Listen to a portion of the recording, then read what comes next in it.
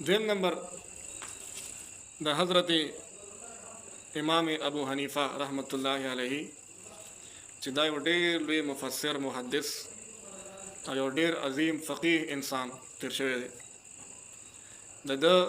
د مور باره کې یو واقعه ده. یو بزرګ انسان او په لاره باندې تېرېدو، نو په نیر کې چې کوم دی یو مڼه را روانه ده. نو د هغه مڼه چې کوم دی راوچته کړه، وږې نو یو څو چکونه یې ترې وخوړه.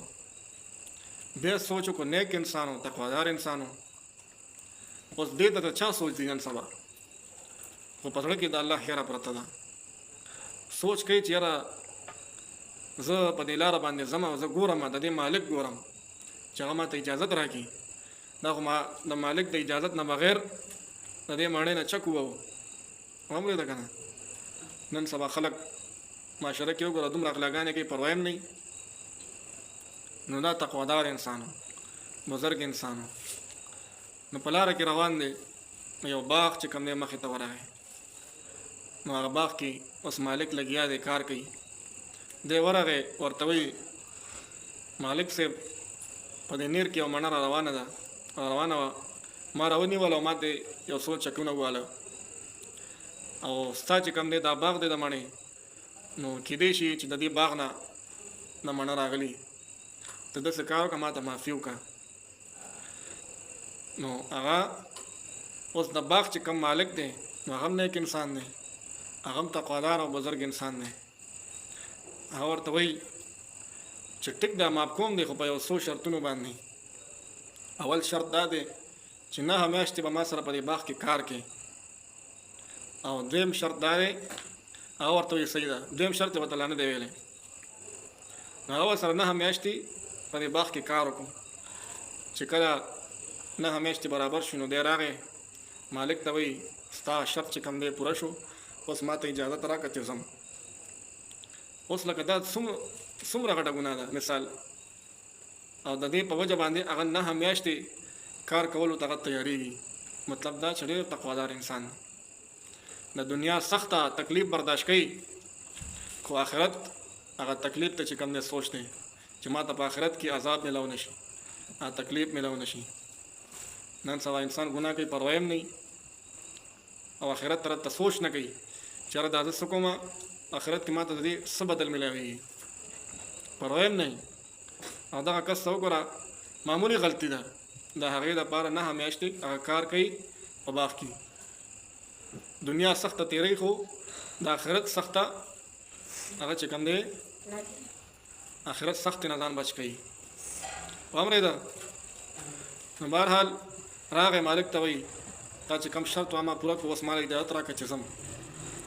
ورته وایي دا خو اولنی شرط و، اوس دویم شرط هم وکې ده. دویم شرط دا دی چې زما یو لور ده، هغه چې کوم دی په سترګو باندې ړنده ده، په غوږونو باندې کڼه ده، او په خپلو لاسونو باندې شله ده، دې سره به نکاح کې. او دا څومره سخت شرط دی.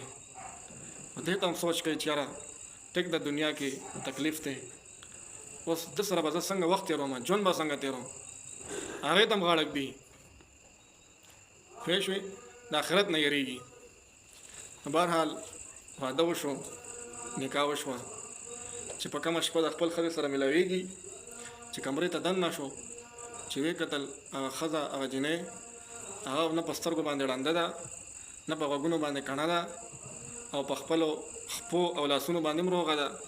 نو دی ویرېدو چې د ده پلار ما سره دوکه کړې ده، دا دغه لور نه ده.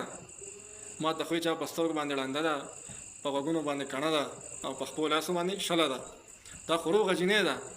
او د کمرې نه واپس راووتو، په منډه شو. هلته پلار ورته ولاړ دی. پلار ورته وایي دې خوا راشه. ورته وایي مه یارېږه، ما چې تا ته کومه خبره کوله چې په سترګو ړنده ده، په غوږونو کڼه ده، او په خپو شله ده، د دې دا مطلب نه دی چې دا مکمل په حقیقت کې داسې ده. زما د خبرې مطلب بل دی. په سترګو باندې ړنده څنګه ده چې ده په خپل ژوند کې د دوی نظر چې کوم دی چېرته په بل سړي باندې نه وي پرېوتي. په غوږونو باندې کڼه ده، د دې مطلب دا دی چې ده په خپل ژوند کې د غیر محرمه سړي اواز نه دی اورېدلی.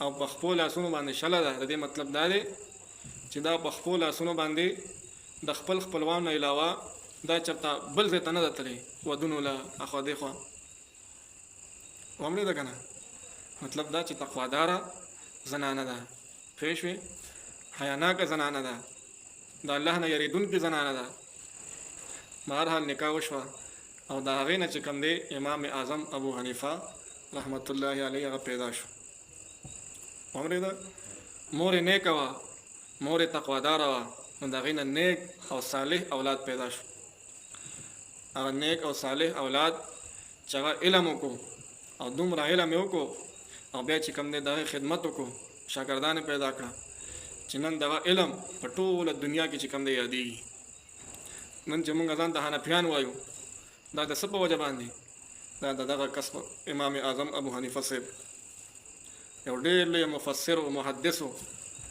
فقیه انسان په زرګاو مسایل هغه چې کوم دی هغه حل کړي د قرآن او د سنت نه دا څه وجه وه چې مور یې نیکه وه تقواداره وه اورېده که نه نو مطلب دا د دې حدیث مطلب او مقصد دا دی چې تقوا اختیارول څه اختیارول تقوا اختیارول هغه کار کول چې په هغې باندې الله خوشحالیږي او هغه کار نه کول چې په هغې باندې